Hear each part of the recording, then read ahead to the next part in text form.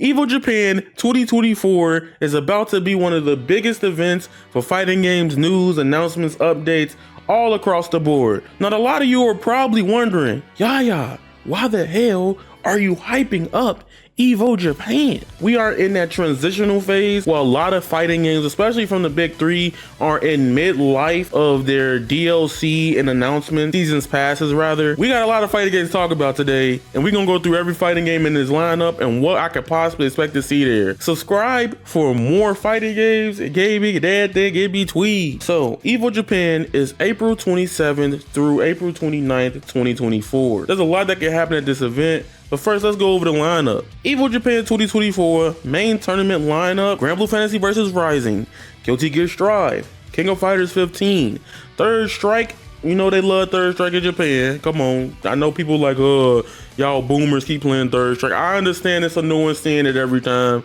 You know, we had a period where everything was just Marvel vs Capcom 2, but you know everybody love old Capcom, so gotta let them cook. Street Fighter 6, my baby. Tekken 8, my baby that give me hand aches, and Under Night and Buzz 2. So this lineup is very interesting for this year because it's a pretty good lineup across the board. Everything major is pretty much there, to be honest with you, in terms of modern from fighting games. At least every game here comes after 2020. So it's a modern lineup, and then Third Strike. Granblue Fantasy vs Rising. Let's start here. I've been on a huge break from Granblue Fantasy vs Rising. To contrary belief, I just wanted to play Tekken. That's the honest to God truthful at that. And with Granblue, I didn't really give 2B a fair shot. So if y'all would like to see me play more Granblue, I know there's Vayne and stuff like that, I'm down for this. Now, the big thing about Granblue Fantasy vs Rising, we recently did just get Vayne released. A lot of people feel like he's very weird. Some people feel like he's bad. The iPhone's like, I don't think he's that good. I ain't cooking with him.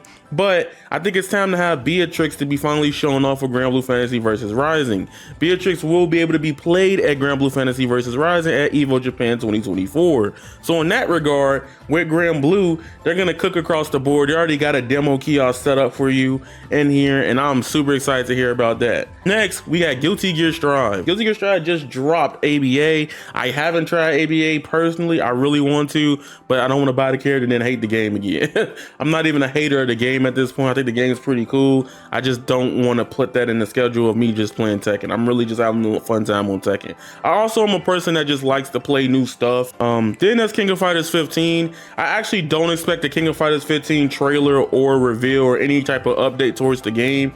I feel like it's in a state to where like they've kind of already moved on, but there might be room for some improvements for the game in a long time.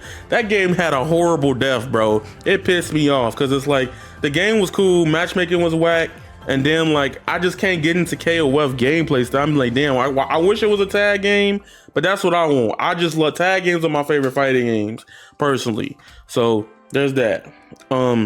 Then there's Third Strike. Third Strike is there. Third Strike, it'd be crazy if Capcom was like, you know what? We've been pissing y'all off with Street Fighter 6. We're gonna give y'all a Third Strike remaster. They ain't doing that. I'm just being in copium mode. But it's weird that Third Strike is not on modern consoles yet. I think Capcom needs to just make a complete Street Fighter collection, like a Ultimania collection, a Legacy collection. Do like the best, most received versions. Make sure they have online with training mode and rollback netcode, and give everybody like Street Fighter 1, Street Fighter 2 Turbo, the new Challengers edition that y'all dropped on the Switch version, Third Strike, Ultra Street Fighter 4, Street Fighter 5 Ultimate Edition, and then Street Fighter 6, and drop that for like 60 bucks. I don't know, 50. I'll be honest, $50 sounds way too much, but I feel like they got to make money off of doing all that work for some of these games. They already probably have them already coded, but that would be the dream for Street Fighter. That way to be backwards compatible with PS4, and potentially hopefully in the future, if we do get another PlayStation console, which we will most likely, be backwards compatible with PS5 in the future. Keeps the game preservation, you know, for a long period of time. But then again, if you really want to play these old fighting games, there's Fightcade. He said, hold up, what about the Capcom Arcade collection? That's a pretty good collection, but I want just a Street Fighter collection. They could do like how Mega Man Battle Network was and split it in one part and two. like Volume 1 and Volume 2, I think that'll go crazy. You're not wrong on that, C-Mac, but I really like that. With Street Fighter 6, this is the most interesting one because we getting close to Akuma finally coming out. Now, recently we got Akuma's teasers. We've been getting teasers since last year. We got like Akuma like World Tour kind of trailer-esque. So I don't know if they're gonna do anything bigger than that for that. At this point, I think it's time to give Akuma the gameplay trailer. And that's what we really waiting on. It's kind of lining up the same way we're doing it with Ed in a way.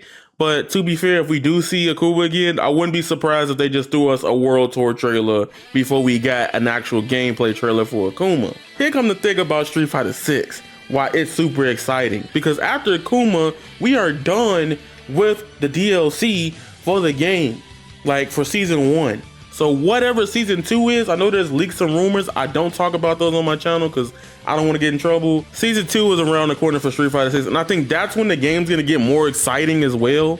I personally did not like Street Fighter 6's Season 1 at all. Like, Ed was cool.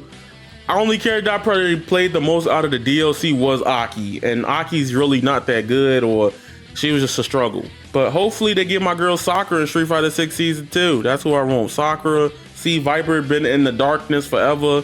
Get the people what they want. Now for the big one, the Tekken 8 one.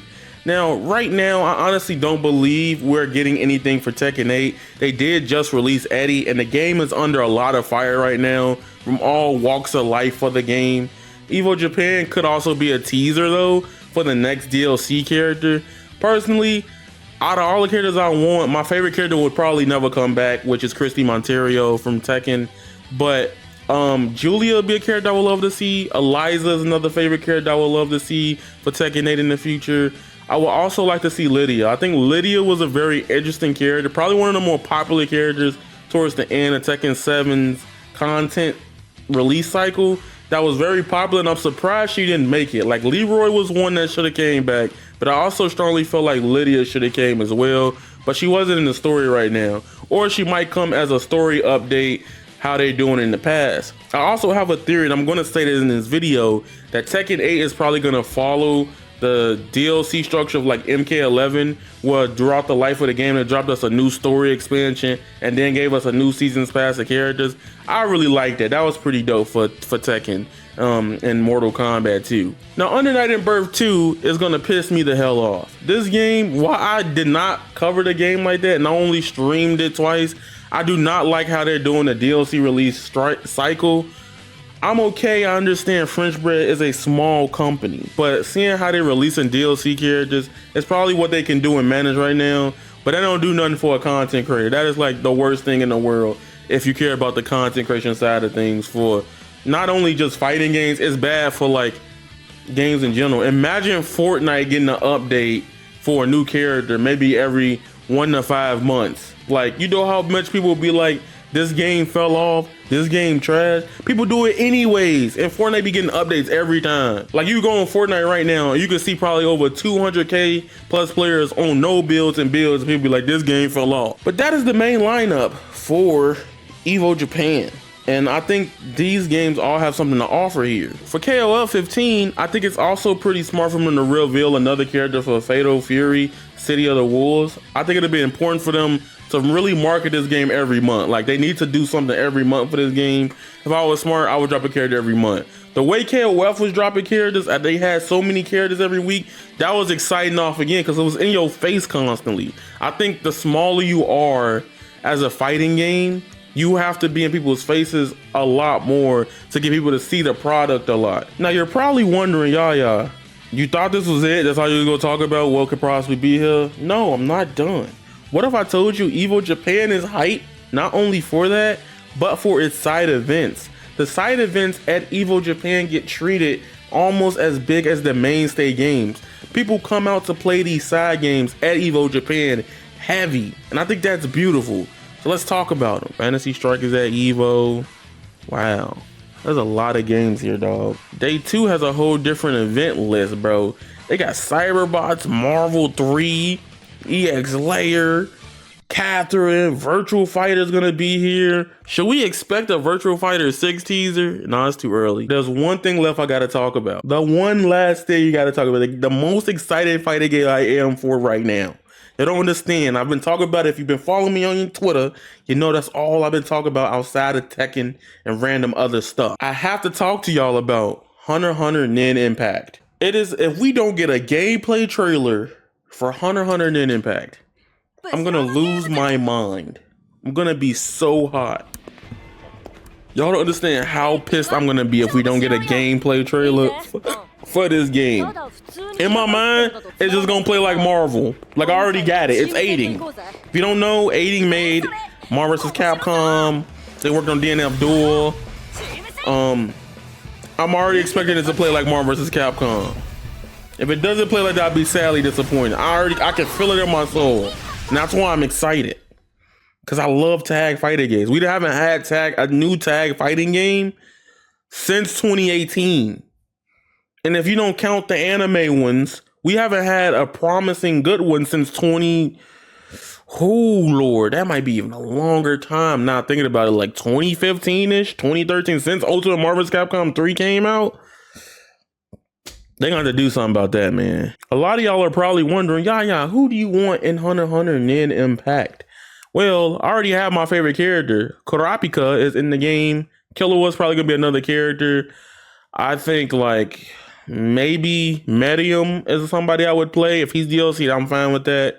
But yeah, my favorite two characters Gone as well. I could just play those three. I'm perfectly fine. So let me know what y'all would love to see at Evo Japan 2024. I want to know that I'm gonna be excited for this event. Hopefully I get a homie to give me some Hunter x Hunter footage, because that is probably gonna be the next major game I'll cover on the channel outside of Multiverses next month. So subscribe for that as well if you're interested. I love platform fighters, man. I love all fighting games, to be honest with you. I ain't got no like hater preference towards one. I love them all. If you guys enjoyed today's video, make sure y'all subscribe, hit the like button, and remember, you guys are golden, and that is raw. Squalla, peace, and I'm out.